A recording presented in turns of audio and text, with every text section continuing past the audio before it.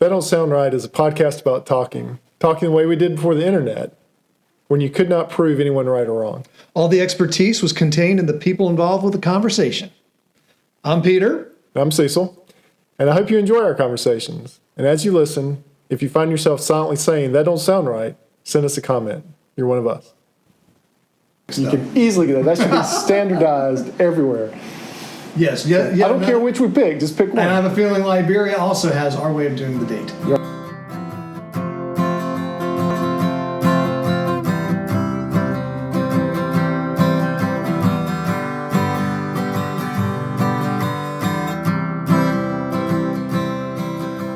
Hey, welcome back to That Don't Sound Right. I'm welcoming Peter back from his vacation. Hey, it's good to be back. You know, that was partially a vacation. Partially, it was just a recovery from COVID. Right, you tested after you got back from Germany. Yeah, Austria. Yeah. I was starting to feel bad, and before we got on the plane, I was negative, so figured, well, it was something else. And then by the time we landed, I was feeling not so good. Tested, and sure enough, it was positive, and then it went downhill from there. Now, would they have kept you in Austria had you tested positive? No, they don't require any kind of testing. You just get on the plane now. You just get on the plane. Yeah, nice. I mean, everyone else could. Right. I was surprised how many hacking and coughing kids and adults were on that airplane. See, there was lots of hacking and coughing on that plane. Yeah, it's changing. Because like when our daughters were in, and my wife was in Spain earlier this year, they had to test twice before they got on that plane. But you know, that was only because they were going through Portugal. Yes. Had they gone through Spain, they wouldn't have that issue. Right. Or if they would have booked the tickets under the same ticket number and not had 24 hours elapsed, they would. Yeah. There was a lot of rules back then. Yeah. They just kind of shoved them all. Now we're all getting sick. Yeah. But it's good to be back. Thank you, Scott, for sitting in last week. Yes, Scott, I thoroughly enjoyed the stories and your banter with Cecil there. Yeah. And the whole bear wrestling thing, though, I'm a little skeptical on the whole training process of a bear. How do you train a bear? I don't think you train a bear to wrestle.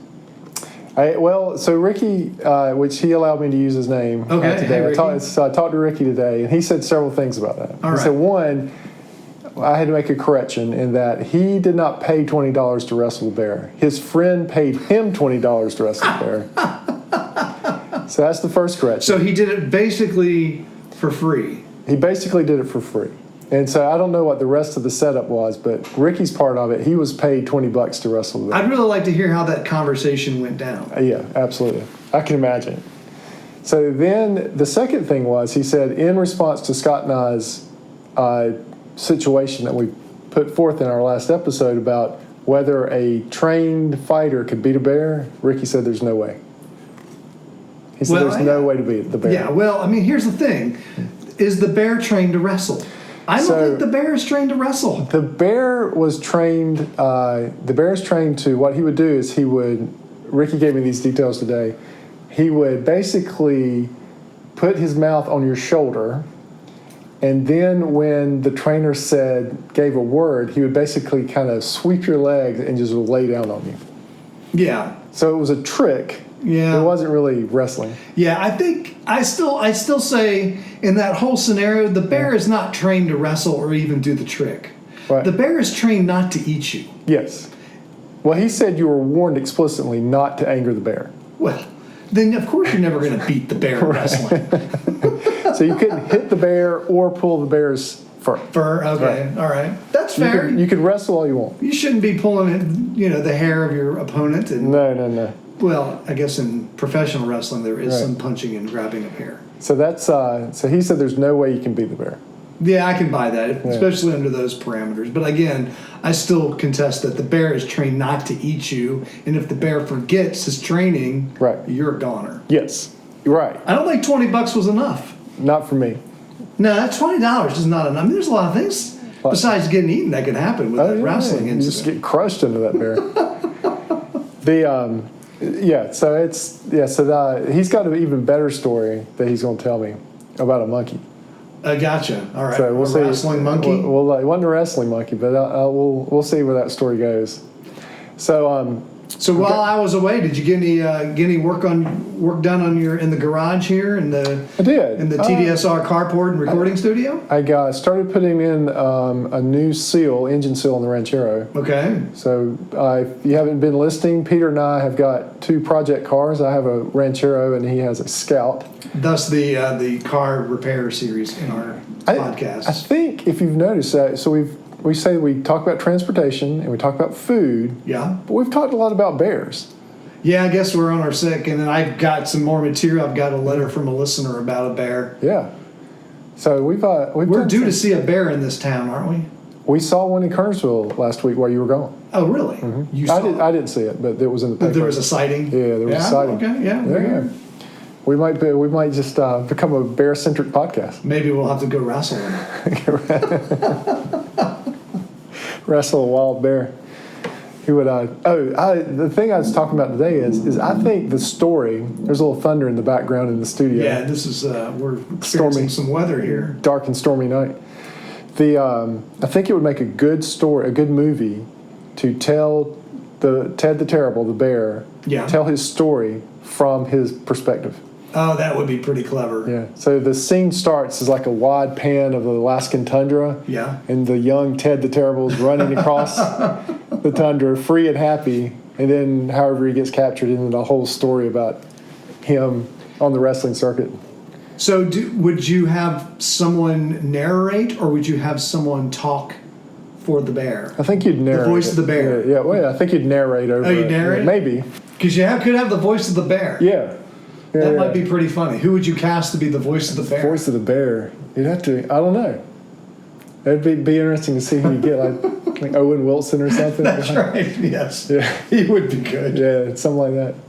So, Hollywood, if you're listening, that's 100% our idea. We'll post that up on our website real soon. Yeah.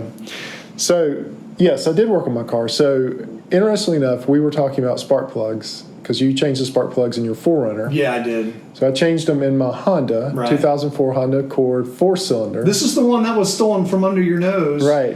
While watching Gone in 60 Seconds. Yes. Okay. So, what episode was that we did? Was that episode 11 or 12? Yeah, that was one of the early ones. Yeah. Yeah, if you're new to the podcast, you need to go back and listen to that one. I think the name of the episode is Gone in 60 Seconds, isn't it? I'd have to look back. Is it Gone in 60 Seconds? Well, maybe that's a name we really shouldn't be using. That's right. That's right. Yeah, that may be a patented name. We might have some copyright infringements going on here. So when you put NGK spark plugs in your 4Runner. It was Denso's. Oh, you put Denso. And I wish I had done NGKs. Okay. Well, I ended up putting Denso's back in the Honda. Okay. Because I had NGKs in there, put Denso's back. But here is the problem that I ran across. First of all, if there are any Honda engineers listening, you did a great job in putting all 4 spark plugs on top of the engine where they can all be reached. Thank you, Honda. The bar's pretty low, man. Right. Pretty easy to put 4 on top. Yeah, it's pretty easy, but still, thank you for doing that. The only thing you could have done differently is not put them down a 12-foot well where you can lose a socket down in there. Yes. So a little tip to anybody who's changing out those, get a consolidated socket and extension. Otherwise, you're going to be fishing that socket out of that well. But, so I go in there to do this, and the first thing you have to do is take off all that cowling, okay? So this is a Honda. It's a 10-millimeter socket. Takes all the cowling off and takes off the coils. 10 millimeter socket. When you say coiling, I mean the cowling. Just that little plastic stuff. The plastic trim pieces. Yeah, the trim pieces. All right, so 10 millimeter trim pieces come off. 10 millimeter, you can get the coils off of each of the spark plugs. And if you're not an automotive person, the coil is just what's producing the spark, and it sits on top of the spark plug. Mm-hmm. But it's held down with a 10 millimeter bolt. Right. Okay, so 10 millimeter. So, if with that piece of information and no other information, what size was the spark plug socket? Can you have a guess? You know the answer. Well, yeah, it's probably not metric. Yeah, it's non-metric. It's 5/8. Right. So, why do you have a car that's got metric all over the engine, and then the spark plug is a 5/8 socket? Now, I bet you could get a metric socket on there. You think I could? I think there's a metric equivalent that's to close 5/8. enough. That's very close to 5/8. Yeah, I think there's a metric equivalent now. But the for the longest time, American engines were all English or standard. right. In fact, when you started getting into like the mid '80s, your engines were still English, but then they started using metric fasteners everywhere else. That's where you saw the big mix. Yes. And it seems like that just stuck with some major components. So in your car, you'll probably still see your, like you said, your spark plugs. Right. And another one is your Right. lug nuts. Right. And your lug nuts are still standard. Yeah. And so you've got metrics and standards on the same car. Yeah. Which I have a problem with. Yeah, I don't blame you. Now you can actually speak with some authority on this because you are a engineer in the automotive industry. That's right. So this isn't just something you're making up when you're talking about this. Right. And a lot of it has to do with what department is working on the vehicle. It's really hard to change when you are dealing with a lot of standard parts used across many, many different cars. And so when you make that change, you got to make that change for everybody. Right. Because automotive companies make their margins on using a lot of parts, the volume of parts. And y'all certify your parts too. So like just changing your part it's not just like, oh, I'm just going to use this other supplier. Don't you like certify your suppliers or certify your parts? Oh yeah. There's all the suppliers go through a quality control process, so if we have to switch suppliers, we have to run through that same process with the new supplier. But it does cause $1 million problems, as we've seen in history. Just mixing up metric and English? Yes. Oh, absolutely. So the most famous one was the Mars lander. Yeah. Whereas they're getting close to landing, all of a sudden it lands hard. Burns up. Yeah. And it's because one team that was working on it was using the English standard, and the other team was using the metric, and so they blew past the landing by however many feet, miles, or whatever they did, and crashed the lander. Yeah. So so NASA was on the metric system. Really? Yeah, it was NASA that was on the metric system. It was their contractor. I think it was Lockheed Martin. Really? They're the ones on the English system. They're the ones that where the communication broke apart. Yeah, you would think that would have been caught early in the process. You'd think that'd be like in the handbook. Right. But that's what I'm saying. It's dangerous, man, to mix those things. So I think you should either have an all-metric car or an all-standard car, but I don't like mixing. And I'll tell you something else about that, is it doesn't matter whether it's standard or metric. I can't pick the socket. Like my dad can look at a bolt and say, okay, that's a 10 millimeter. Yeah. And he would go get it, and it would be whatever he said it was. I have to go and get 6 sockets that I think are around the size that I think it's going to be, and I'll still not have the right one. Yeah, I've got the exact same problems. I'm thinking back to that spark plug example. Mm-hmm. I bet you though that the hex part of the spark plug will handle English or standard or metric. But I bet you the threads are metric. That may be true. You still got an old spark plug? Mm-hmm. We should measure it. Yeah. No, I tossed them. All right. Yeah. I always toss them too. Yeah. So, that'd be interesting. That's even more diabolical because now you've got metric threads on a standard. Metric threads in a standard. Either way, go either way. Go either way. You're a goner. Yeah. And I've been doing some brake line work recently. I think I saw like a standard, like a 3/16 brake line. Yeah. With metric fittings. It's probably for a modern vehicle. Yeah. And I was like, man, that's just not right. You shouldn't have, because all brake line's going to be, 3/16 probably. There's some more thunder in the background, more sound effects.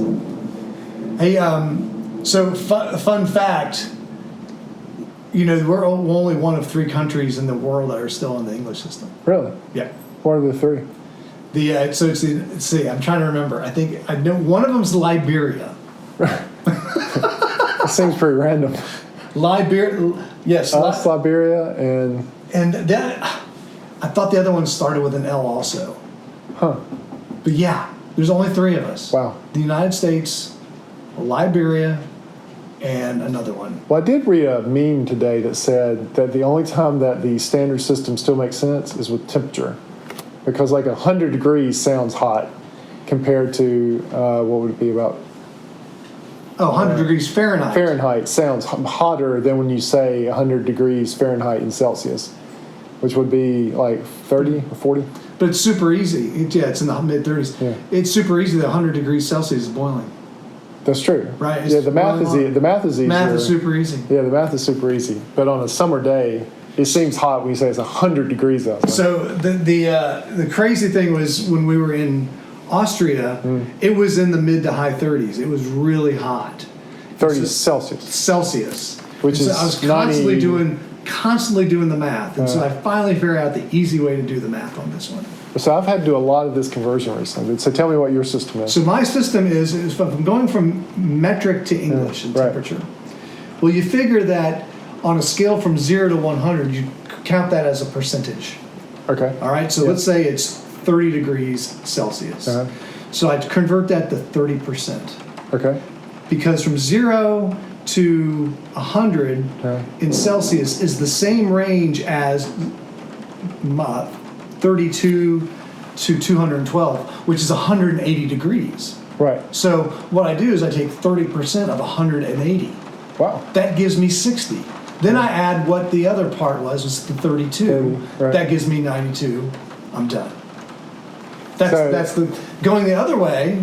It's a little more tricky. It's a little more tricky. You got to subtract and do the reverse percentage. But this leads me to another example of why this is so dangerous. So I've had to monitor refrigerators recently and freezers for vaccine storage. Okay. And so it gives me the temperatures in Celsius. Right. And so I have to multiply that by 1.8 and add 32, which gives me the Fahrenheit. Okay, there you go. 1.8. Okay, that's much easier. Yeah. Well, yeah. So it's that's the 1.8 is all this percentage garbage. 1.8 is the what's that in math called? It's the there's a term for it. I'll think of it. So anyways, so I have to do that conversion. But when I first got this system, I thought it was giving me limited data when I was searching when I was searching for data on it.